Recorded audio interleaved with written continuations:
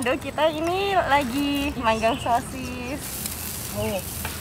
Halo semuanya. Kalau aku sih suka kayak gini, maksudnya barbekyuan. Kalau kalian? Sama sih. Kadang suka rujakan juga. Rujakan. Enak ya kita ya. Enak ya dengan situasi keadaan yang dikelilingin dengan taman bunga-bunga kayak gini. Aduh, kayaknya asri banget ya. Ya, selamat pagi semuanya. Bertemu lagi dalam acara sarapan menu sehat untuk rohani. Bicara tentang ini nih, manggang. Makanan. Apa sih yang bagi kalian ya? Makanan itu bisa jadi enak karena apa? Ada bumbu. Ada Bumbu. Setuju ya, bumbu ya. Bumbunya terdiri dari apa sih yang paling utama di dalam setiap makanan atau masakan? micin. Kalau aku Gula. asin jadi garam. Gula juga bisa. Berarti kalau micin anak micin dong. Kita rasa micin. Udah bercanda. Tadi ada yang bilang garam. Emang suka garam ya? Enggak sih, cuman suka makanan asin gitu. Iya, Jadi sama sering nggak akan serius? banyak garam. Suka asin? Suka asin. Suka asin? Sama. Ya, saya juga suka asin dong. Iya. Kenapa sih suka asin? Kenapa ya? Nagih gitu kan. Gurih ya. Gurih. Iya, enak sih. Iya. Coba deh kalau misalnya makanannya tanpa garam. Bisa nggak kalian makan? Nggak mau. Bisa makan sih, tapi nggak enak. Iya sih, kalau aku tanpa garam kayaknya ada sesuatu yang kurang, kayak gimana gitu ya. Iya. Ya, kalau makanan seenak apapun tidak ada garam pasti akan rasanya hambar kayak gitu kan. Iya. Nggak ada rasa kayak gitu. Walaupun ya memang kelihatannya menarik, kelihatannya enak. Pas dimakan, apa sih? Nggak sesuai ekspektasi. Apa-apa. Nah, itu tahu nggak sih teman-teman, dalam setiap kehidupan kita tuh digambarkan juga seperti garam. Kok bisa, Pak? Iya loh, bisa loh. Karena ya, garam itu kan yang tadi itu fungsinya yaitu apa? Memberi rasa. Memberi rasa supaya tidak jadi hambar. Ya. Kehidupan kita pun seperti itu. Kita digambarkan tentang garam. Garam tuh memberi rasa. Nah, coba deh sambil kita nunggu ini sambil mateng kayak gini. Coba kita mau buka Alkitab di dalam Markus 9 ayat yang ke-50. Ada yang bisa bantu bacain? Markus 9 ayat 50. Garam memang baik, tetapi jika garam menjadi hambar, dengan apakah kamu mengasinkannya? Hendaklah kamu selalu mempunyai garam dalam dirimu dan selalu hidup berdamai yang seorang dengan yang lain. Nah, itu dikatakan garam itu memang baik, tetapi kalau garam itu menjadi hambar, bagaimanakah ia dapat diasinkan? Berarti pernah nggak sih kita tuh kayak renungin gitu, bayangin, emang garam tuh ada ya yang nggak asin ya? Pernah nemuin nggak garam yang ada yang nggak asin kayak gitu? Belum pernah. Atau ngerasain, ini kok garam tapi Garamnya kok kurang hambar. asin? Paling asin, tapi ada yang satunya asin banget, terus ada yang Nggak asin. tapi rata-rata pasti asin. Nah, pasti asin. Ya, demikian juga. Tapi di negara yang aku tahu, di negara kayak Timur Tengah kayak itu, karena negara-negara yang sudah maju seperti itu menghasilkan garam yang berkualitas kayak gitu. Dan biasanya garam yang nggak asin itu atau kurang asin itu biasanya itu sudah tercampur atau terkontaminasi dengan campuran-campuran yang lain. Misalnya dicampur dengan pasir, itu sangat mempengaruhi. Ya, jadi kualitas garam tersebut tidak maksimal. Jadi sudah terkontaminasi atau sudah tercampur dengan si pasir itu. Itu yang membuat garam itu makanya kenapa kurang asin ataupun nggak enak kayak gitu. Nah, firman Tuhan datang pada setiap kehidupan kita ini adalah garam-garam dunia. Garam-garam dunia. Ya, yang tadi saya sudah katakan bahwa garam itu memberikan rasa. Tapi ada yang tahu nggak sih kegunaan atau fungsi garam lagi? Dinda mungkin selain memberi rasa, ada lagi yang tahu? Mengawetkan. Sip. Mengawetkan. Iya. Contohnya apa, Din? Itu ikan. Ya ikan asin. Iya Kak, maaf ya Kak ya, soalnya aku suka ikan asin. Aku juga suka deh, rata-rata kayaknya suka. Iya. Terus apa lagi? Sawi asin. Selain Sayuran. mengawetkan, Untuk kan, ini. fungsi garam. Kadang kalau aku sakit gigi kumur-kumur pakai air garam, Kak. Wah, itu obat alami itu. Iya. Totalnya badan murah. Iya. Sip banget. Kalau Bebo, tahu nggak? Selain Kayaknya dicampur ini sih kalau lagi diare itu juga jadi obat ya. Nah, iya, berarti Orang. fungsi garam tuh banyak banget ya ternyata. Selain memberi rasa, terus tadi buat ngawetin, terus apa? Jadi obat, jadi kayak menjaga kesehatan kayak Iya. gitu kan. Nah, garam juga itu bisa memurnikan. Jadi bisa membersihkan misalnya kayak pernah nggak sih kayak kita lihat tuh ibu kita atau mama-mama kita nih lagi masak terus biasanya sayurnya tuh Oh, di iya, pakai dikasih garam. garam. Biar ngeluarin ulet juga. Nah, itu untuk iya. membersihkan. Keren sih garam. Tapi ya, aku tuh lagi mikir, garam tuh komponennya kecil banget kan. Nah, terus siapa di sini yang bisa ngitung garam walaupun cuman 1 sendok kecil? Ada berapa Ayo butir? gap, coba. Challenge nih, Kak. Iya, nanti tak kasih hadiah deh kalau yang bisa. Angkat tangan, Kak. Kayaknya aku juga nggak bisa deh. Itu mustahil banget itu. Kayak ngitungin bintang di langit. Waduh. Ya kan. Nah, iya, garam tuh kelihatannya kan komponennya kecil. Tidak bisa dihitung. Bahkan mungkin hanya setakaran 1 sendok kecil kayak gitu. Tapi bisa membuat rasa 1 panci mungkin atau 1 wajan kayak gitu. Keren kan itu garam itu.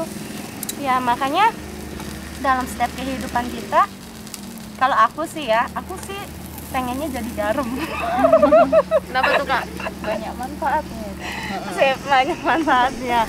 Walaupun memang ada sisi lain, katanya garam tuh mempunyai yang kurang minus dari garam itu. Misalnya kan kalau misalnya konsumsi garam yang berlebihan itu ya memang sih segala sesuatu Berlebihan ya. Berlebihan. ya nggak boleh kan. Nah tapi di sini sambil kita masak-masak kayak gini, ngomong-ngomong garam kayak gini ya itu Tuhan tuh kayak memberikan pesan ke kita. Ini kan udah mau tutup tahun nih ya, udah mau akhir 2021. Kayaknya kita tuh harus menjalankan pesan dari Tuhan, yaitu hendaklah kamu menjadi garam dunia. Nah, memiliki garam dalam setiap kehidupan kita, bukan garam secara fisik, garam gambar garam kayak gitu, tetapi teman-teman ada yang tahu nggak garam dalam kehidupan kita tuh apa ya? Firman Tuhan. Ya, firman Tuhan setiap kehidupan kita, mulai dari tingkah laku kita, perkataan kita, mulai dari sifat kita itu. Maksudnya pribadi kita ini ya garam pribadi kita, selain dari firman Tuhan yang ada dalam kehidupan kita, karena firman Tuhan itu masuk dalam kehidupan kita kan. Nah yang tadi saya pernah katakan, garam itu di dalam Alkitab tuh punya pengertian yang berbeda-beda dalam perjanjian lama dan perjanjian baru. Ada yang tahu? Tahu pastinya. Tapi lupa. Tapi kalau di perjanjian baru itu kita pernah dengar cerita tentang Elisa kan? Yang menyehatkan air dengan garam. Nah, ya selain tadi yang sudah disebutkan fungsi-fungsi garam itu, ternyata garam itu bisa menyehatkan, maksudnya bisa memurnikan. Ya, tentunya itu dengan kuasa Tuhan ya, bukan karena garamnya itu, tetapi Tuhan tuh kayak memakai setiap perantaranya, entah itu barang, entah itu benda, entah itu manusia sendiri, kita sendiri, itu menjadi alatnya. Nah, ya, dalam perjanjian lama garam itu mempunyai arti untuk menyehatkan atau menyucikan. Nah, ada lagi nih, itu di dalam Yehezkiel 16 ayat 4. Yehezkiel 16 ayat 4. Ya. Kelahiranmu begini, waktu engkau dilahirkan, pusatmu tidak dipotong dan engkau tidak dibasuh dengan air supaya bersih. Juga dengan garam pun engkau tidak digosok atau dibendung dengan lampin. Ini kegunaannya yaitu untuk membersihkan dan menguatkan kulit bayi. Karena pada zaman Yehezkiel ini, bayi-bayi itu biasanya kalau lahir langsung digaramin. Maksudnya untuk apa? Untuk menyehatkan, untuk membersihkan, terus menguatkan kulit bayi. Kan bayi kan masih kulitnya masih sensitif kayak gitu ya, lembek kayak gitu. Nah, itu untuk menguatkan kulit bayi. Menurut tim medisnya mereka ya. Tapi saya yakin bahwa ini bukan sesuatu hal yang kayak mitos, tapi memang ini adalah firman Allah. Dan di sini kalau di perjanjian baru yang tadi kita sudah baca itu di dalam Markus 9 ayat 50 itu. Nah, di perjanjian baru kalau kita mundur dalam ayat ke-49 ya, Markus 9 ayat 49 di situ. Markus 9 ayat 49. 9 Ya. ayat 49. Karena setiap orang akan digarami dengan api. Nah, kok digaraminya dengan api? Gimana tuh, Kak? Nah, itu artinya yaitu pengertiannya memurnikan. Setiap orang akan digarami dengan api. Api itu bicara dari pencobaan, bisa bicara dari ujian, bisa bicara dari tantangan, cobaan. Nah, garam itu ya untuk membuat kita ini menjadi murni. Nah, murni itu dengan dengan ujian, dengan cobaan. Di dalam Ayub 23 ayat 10b, di situ Ayub itu menyadari bahwa setiap ujian yang ia terima itu, dia akan menjadikan itu sebagai sesuatu hal yang dapat memurnikan kehidupannya, sehingga apa? Dia akan timbul menjadi seperti emas. Nah, itu Ayub. Jadi setiap kehidupan kita ketika kita mau dimurnikan, yaitu dengan ujian, dengan tantangan, dengan setiap pencobaan. Nah, artinya ya kita jangan mengeluh dengan setiap apa yang sudah terjadi dalam setiap kehidupan kita gitu. Nah, terus yang tadi selain garam itu untuk sebagai obat, pengawet kayak gitu. Pengawet dalam arti rohaninya itu ya kita mempertahankan ajaran kebenaran firman Allah yang sudah kita ambil, yang sudah kita pegang, yang sudah ada dalam kehidupan kita. Jadi banyak sekarang ajaran-ajaran yang ya sudah tidak sesuai lagi dengan Alkitabiah gitu. Tapi ya itu kita mau tetap kokoh, tetap mempertahankan kebenaran firman, keaslian firman Tuhan itu. Dan selain daripada pengawet itu, garam itu juga bisa mencegah kebusukan. Iya kan? Iya. Mencegah kebusukan. Ya, karena jadi pengawet itu artinya dalam setiap kehidupan kita itu ya kita tuh nggak boleh kayak berpura-pura gitu, maksudnya hidup dalam kemunafikan. Kebusukan itu kan bisa jadi sesuatu hal yang kita kita hanya melakukan atau memberikan sesuatu yang bukan ada dalam kehidupan kita. Oleh sebab itu Kita sini mau belajar supaya ya harus berpadan apa yang ada, tidak munafik, maksudnya apa adanya yang dalam setiap kehidupan kita. Nah, di situ kalau kita baca di dalam Markus 9 ayat yang ke-50, di situ dikatakan, Markus 9 ayat yang ke-50, hendaklah kamu selalu mempunyai garam dengan dalam dirimu dan selalu hidup berdamai yang seorang dengan yang lain. Ya. Artinya di sini kita itu harus memiliki kasih.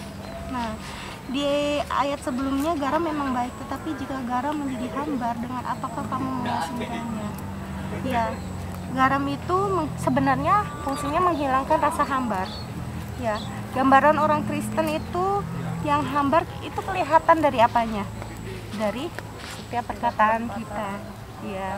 Di dalam Kolose 4 ayat yang ke-6 menjadi ayat yang terakhir. Kolose 4 ayat 6.